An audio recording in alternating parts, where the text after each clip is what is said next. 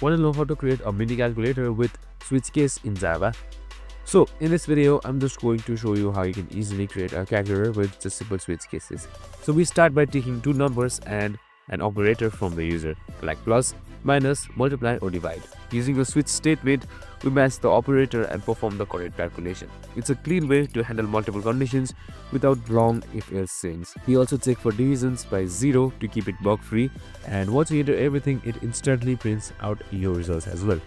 This one's perfect for learning user input, switch case logic and arithmetic. So you can just simply run this code and I'm going to show you how it simply works. So we have just created a bunch of scanners with double numbers, characters and much more with various switch cases, as you can see right here. You can just copy up or modify this code as you want. So I'm just going to put some numbers right here. So as you can see, the code execution is successful. I hope this video helped. If it did, make sure to like, subscribe and tune in with us for more of these videos. See you in the next one.